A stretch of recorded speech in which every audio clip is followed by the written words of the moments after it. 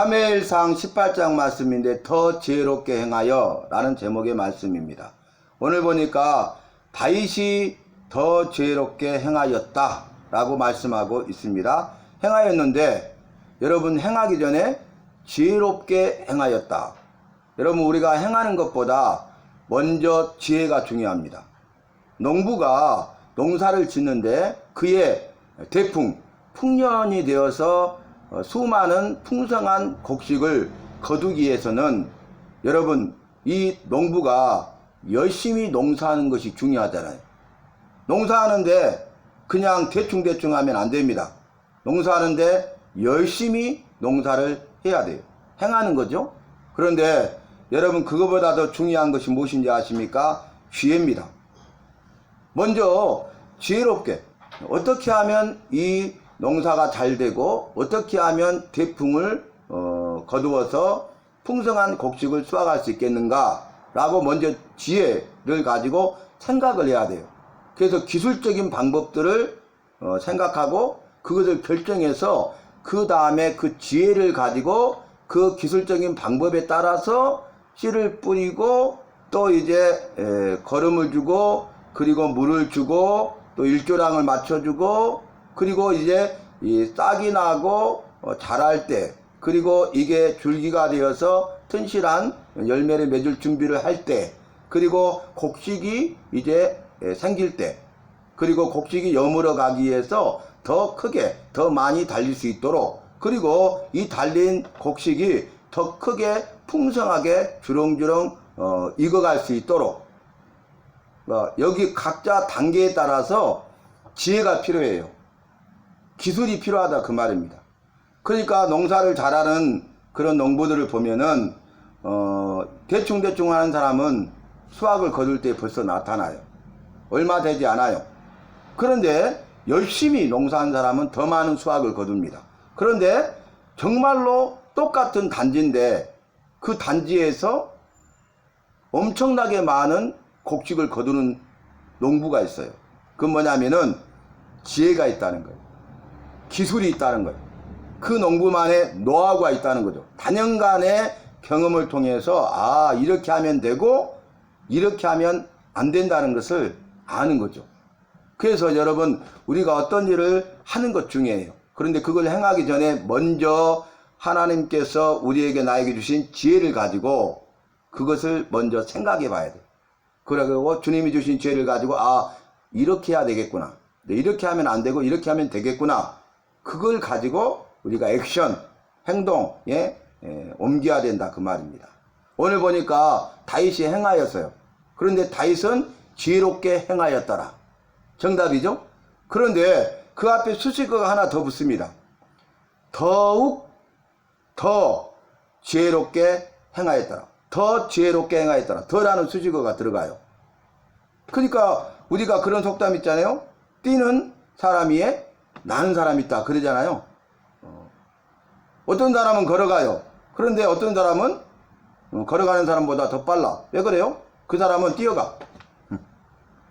그런데 그 사람이 최고인 줄 알았는데 뛰는 사람 위에 나는 사람이 있다는 거죠. 그러니까 이제 일반적인 농부였는데 그보다 더 나은 농부였어요. 그런데 그보다 더욱더 나은 농부가 있다는 거죠. 오늘 말씀이 비교를 하고 있는데 다윗이 사울의 모든 신하들보다 더 지혜롭게 행하였더라. 이게 문장이에요. 다윗이 행하였는데 다윗이 지혜롭게 행하였고 다윗이 지혜롭게 행하였는데 더 지혜롭게 행하였어요. 그런데 비교가 되죠. 비교. 그게 뭡니까? 사울의 모든 신하들보다 더 지혜롭게 행하였더라. 그래서 그의 이름이 귀하게 되었다는 거예요. 존귀하게 높임을 받게 되었다는 거예요. 그의 명성이 온 천하에 자자하게 된 것이죠. 그런데 무슨 일에 대해서 다윗이 행하였고 지혜롭게 행하였고 더 지혜롭게 행하였고 사울의 모든 신하들보다 더 지혜롭게 행하였냐면 본문의 시작이죠. 블레셋의 방백들이 싸우러 나올 때, 그러니까 블레셋이란 나라가 강력한 나라인데 그 블레셋의 방백들, 여러분 이 방백들은 복수잖아요. 그러니까 각 지역의 방백, 우두머리를 말해요. 그래서 5개의 지역이 있잖아요. 그리고 그 지역에 우두머리 방백들이 있잖아요. 그러니까 5개 그 지역의 방백들이 차례로 싸우러 나올 때에 이스라엘과 싸우러 왔다는 거예요. 그러니까 나름대로 그 5개 지역에서 강력하다고 생각하는 그런 지역의 우두머리가 그 군사를 거느리고 이스라엘과 싸우겠다고 나오는 거죠. 왜 그래요? 이미 블레셋과 이스라엘의 군대의 싸움 가운데 다윗이 골리앗을 죽임으로써 이스라엘이 대승을 거두었잖아요. 이걸 이미 알고 있어요. 만약에 그 5개 지역의 방백들 가운데 첫 번째 방백 홍길동이가 와서 이스라엘과 싸워 이겼다. 그런 명성이 자자하게 되겠죠. 비교가 될 것 아닙니까? 아니 골리앗을 싸워 이긴 다윗과 이스라엘 군대를 홍길동 우리 방백 지도자가 싸워 이겼다는 거예요. 그러면 그는 강력한 나라를 더 이룰 수 있잖아요. 나머지 4개 지역에도 더 강력한 영향력을 미칠 수가 있습니다. 그러니까 도전이라고 볼 수 있죠. 그런데 또 그 방백이 아니라 2번째, 3번째, 4번째, 5번째 이런 방백들이 다 싸우고자 나왔다는 거예요. 도전하러 왔다는 거예요. 그런데 블레셋은 강력한 나라이기 때문에, 그리고 싸우러 나올 때에 자기가 이길 수 없는 전쟁을 하러 나오겠습니까? 싸워서 이길 수 있다는 자신감으로 충만한 거죠. 그런 만만의 준비가 다 된 거죠. 그만큼 그들도 강력한 것입니다. 그러니까 이스라엘 군대가 싸워 이기기가 쉽지 않아요. 그런데 방백들이, 블레셋 방백들이 싸우러 나올 때에 다윗이 사울의 모든 신하들보다 더 지혜롭게 행하였어요. 이해되시죠? 그래서 싸워 이깁니다. 그 일을 통해서 이에 그의 이름이 심히 귀하게 되니라. 높임을 받게 되었고 존귀하게 되었고 명성이 자자하게 되었다는 거예요. 그 명성이 온 천하에 퍼지게 되었습니다. 여러분, 오늘 본문 말씀에서는 블레셋 방백들이 싸우러 나올 때 다윗이 사울의 모든 신하들보다 더 지혜롭게 행하여서 그의 이름이 더욱 귀히 여김을 받았다, 이렇게 기록되어 있는데, 이렇게 된 이유가 뭔지 아십니까? 다시 말하면, 더 쉽게 말하면 다윗이 왜 사울의 모든 신하들보다 더 지혜롭게 행한 줄 아십니까? 그 이유는 여호와께서 다윗과 함께 계시기 때문입니다. 오늘 이 앞전 말씀에서 우리가 본문을 삼았죠. 여호와가 다윗과 함께 계심에 그랬잖아요.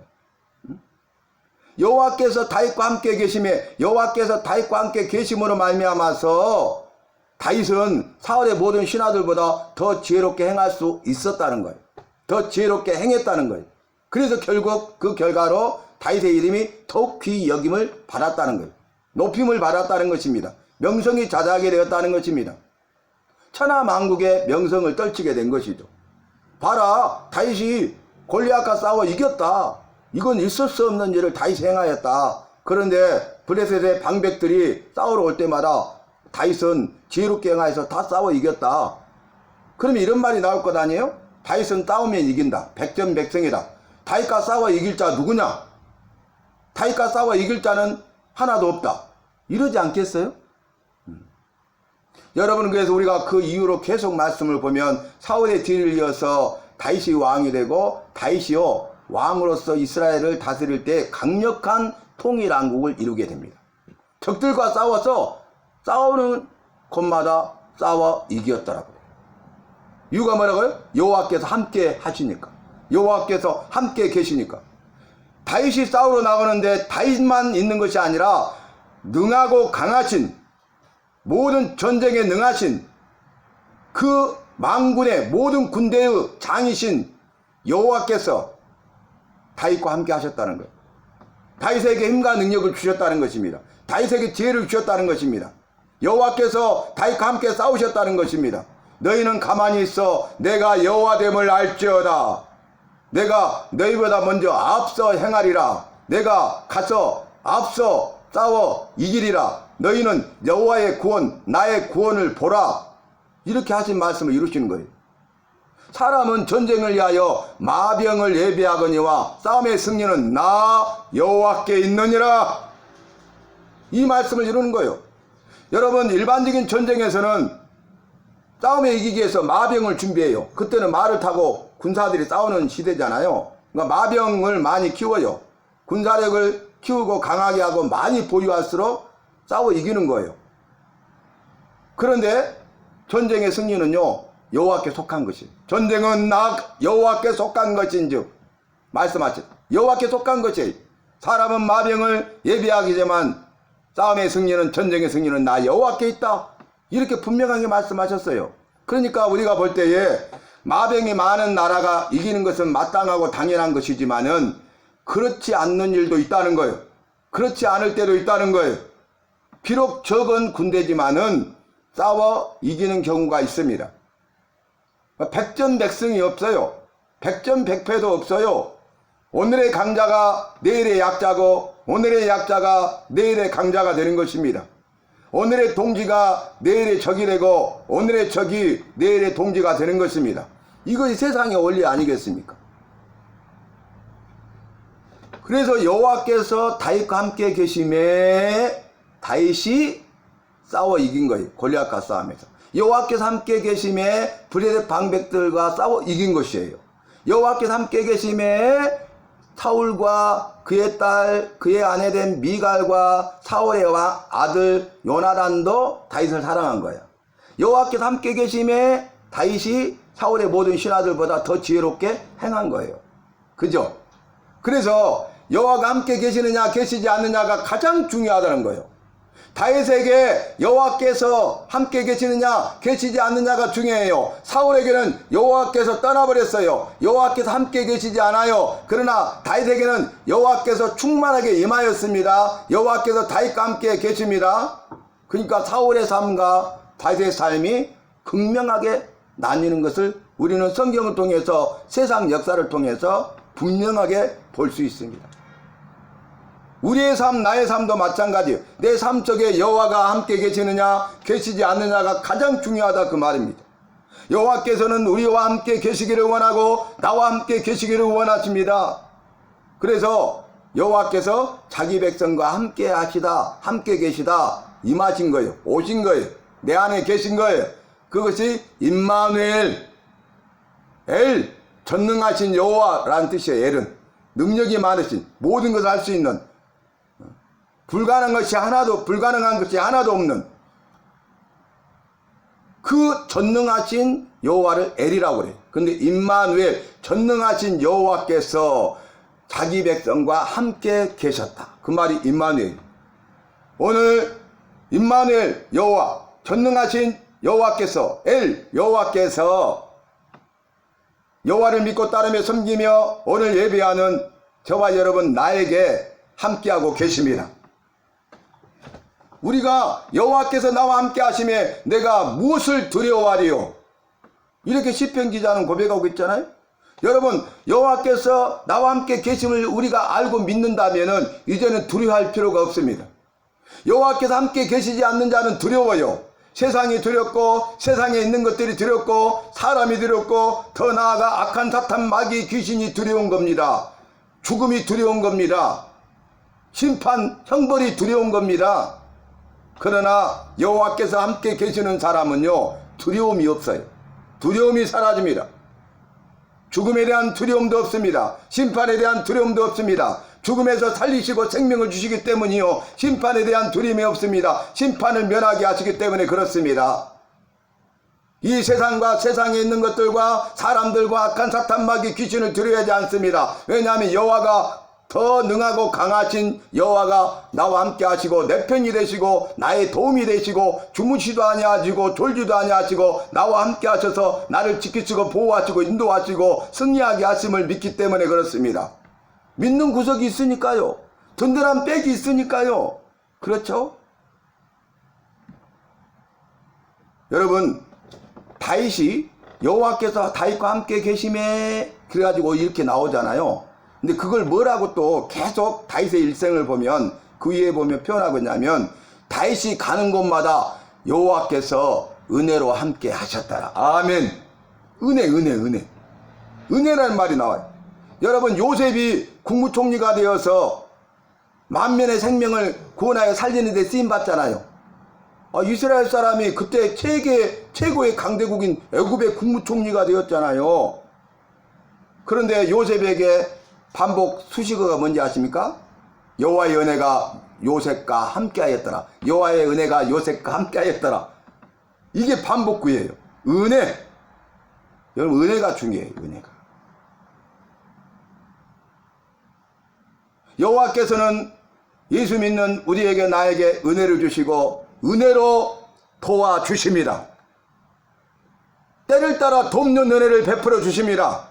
가장 적절할 때, 가장 필요할 때, 가장 좋을 때, 그때 때를 따라서 그 때에 맞춰서 여호와께서 나를 도와주는 은혜를 주신다 그 말이에요. 은혜로 나를 붙으시고 은혜로 도와주신다 그 말이, 그 문제를 해결해 주시고 나는 해결함을 받는다 그 말입니다. 싸워 승리하시고 나는 승리자가 된다는 것입니다. 내가 싸워 승리자가 되는 것이 아니라 여호와께서 앞서 행하시고 승리하셔서 여호와의 승리가 예수 믿는 우리의 승리, 나의 승리가 되게 하셔서 여호와께서 승리하시면 나는 승리자가 되는 것이에요. 놀라운 거죠. 은혜가 중요해요. 은혜 아니면 살아갈 수가 없네. 나의 모든 것 주께 맡기니 참된 평안과 위로 내게 주신 주 예수, 오직 예수뿐이네. 이 복음성과도 똑같은 거예요. 은혜가 필요해. 은혜 아니면 살아갈 수가 없어요. 모든 것이 은혜입니다. 지금까지 지는 것 여호와의 은혜입니다. 나의 나된 것 여호와의 은혜입니다. 앞으로 나의 삶도 여호와의 은혜로만 살아갈 수가 있습니다. 나의 삶 가운데 여호와의 은혜가 필요합니다. 그래서 수로보닉의 여인이 예수님께 찾아오죠. 또 귀신 들린 그런 문제를 가지고 예수님을 찾아오잖아요. 예수님의 소문을 들으니까 사랑의 사람이고 예수님의 소문을 들으니까 기적을 행하신다더라. 모든 병을 고친다더라. 사랑이 많으시고 모든 것을 할 수 있는 분이니 문제를 해결해 주시리라. 그리고 이 여인이 예수께 나왔어요. 그런데 도움을 요청했을 때 예수님이 하신 말씀이 뭡니까? 자녀들에게 줄 떡을 개들에게 던짐이 마땅치 아니하다 그랬어요. 개 취급한 거예요. 내 자녀들에게 줄 떡인데 이걸 달라고? 내 자녀들에게 줄 떡을 개들한테 던져주는 것이 마땅하지 않다. 옳은 일이 아니다. 그랬어요. 그러면 내가 잘못 들었구나. 사랑의 사람 택도 없네. 능력이 없으니까 저러겠지? 실망하고 원망 불평불만하고 떠나갈 수 있잖아요. 그래도 아무렇지도 않잖아요. 그런데 뭐라고 합니까? 옳소이다마는 인정해요. 나는 개입니다. 개 같은 연약하고 비천한 계집 종입니다. 그런 말이 옳소이다마는 개들도 주인의 상에서 떨어지는 부스러기를 먹나이다 그랬어요. 옳소이다마는 개들도 주인의 상에서 떨어지는 부스러기를 먹나이다. 나는 개처럼 연약하고 비천한 종입니다. 맞습니다. 그러나 그래도 내게는 그 주님의 은혜가 필요합니다. 부스러기 은혜라도 내게는 필요합니다. 내게 부스러기 은혜라도 주시옵소서. 다르잖아요.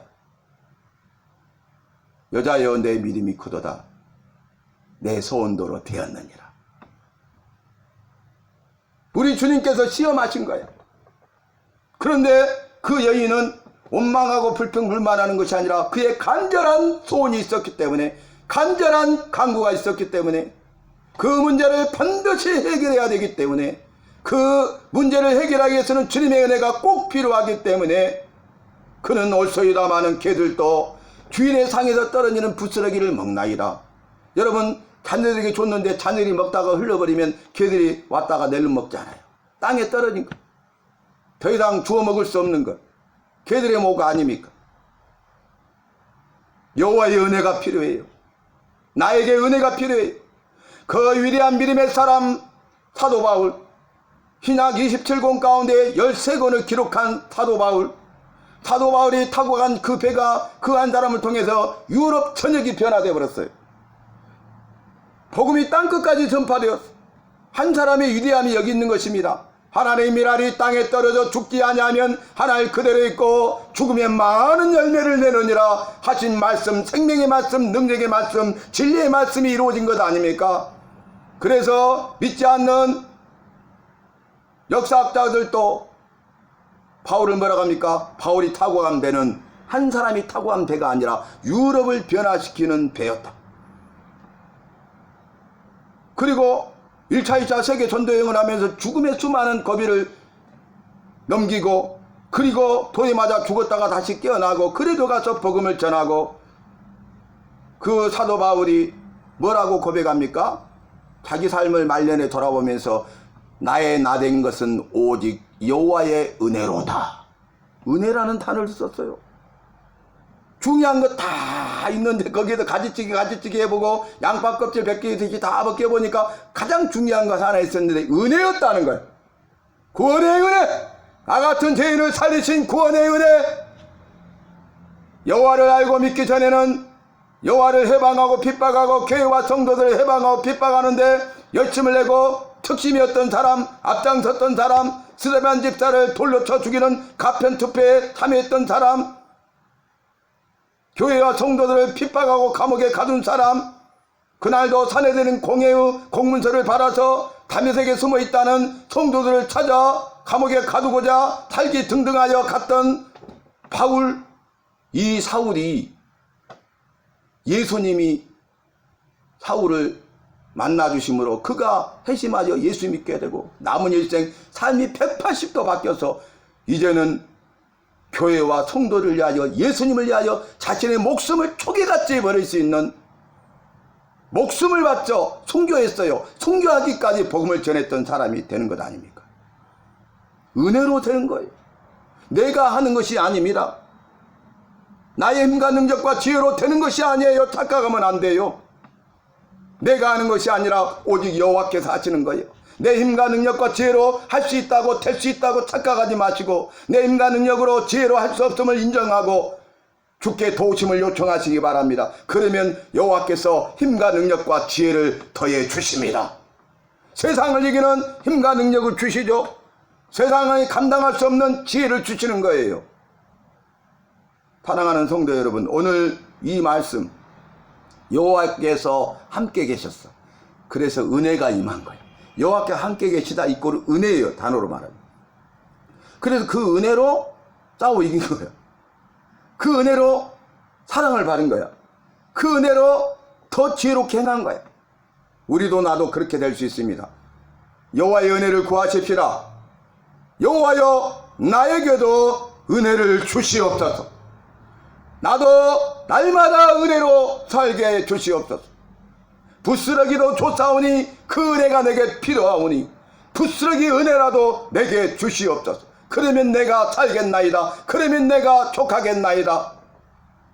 이렇게 고백해야 되는 것 아니겠습니까? 은혜가 뭐라고요? 은혜를 알아야 돼. 오늘 목사님 예배 말씀 은혜 많이 받았습니다. 은혜를 알아야 돼. 은혜가 뭐예요? 받을 자격이 없는 자에게 무조건적으로 베풀어 주시는 여호와의 사랑, 친절, 호의가 은혜예요. 받을 자격이 있다고요, 없다고요? 받을 자격이 없는 자인데 나 같은 죄인을 사랑해 주신 것이 은혜예요. 구원해 주신 것이 은혜예요. 지옥에서 건져 주시고 천국으로 인도해 주신 것이 은혜입니다. 영원한 형벌을 면하게 하시고 영원한 생명과 복을 주신 것이 은혜 중에 은혜입니다. 받을 자격이 없는 자예요. 그런데 조건도 없어요. 무조건적으로 베풀어 주시는 여호와의 사랑이에요. 받을 자격이 없는 나 같은 죄인에게 조건 없이 무조건적으로 나를 사랑해 주신 게 은혜예요. 나에게 호의를 베풀어 주셨어요. 나를 친절하게 대해 주셨어요. 그게 은혜예요. 받을 자격이 없는 나 같은 죄인에게 조건 없이 사랑해 주셔서 감사합니다. 이게 은혜입니다. 여러분, 우리는 여호와의 은혜를 힘입어 살아갈 때 감사하지 않을 수가 없어요. 감사하고 살아가게 됩니다. 여러분, 감사하면요, 감사함이 넘치게 해주세요. 감사할 일이 더 많아지게 해주세요. 감사는 감사를 낳고 감사를 낳고 또 다른 감사를 낳고 수많은 감사를 낳는 것입니다. 그러나 원망은 불평불만을 낳고 또 다른 불평불만을 낳고 수많은 불평불만을 낳는 것이에요.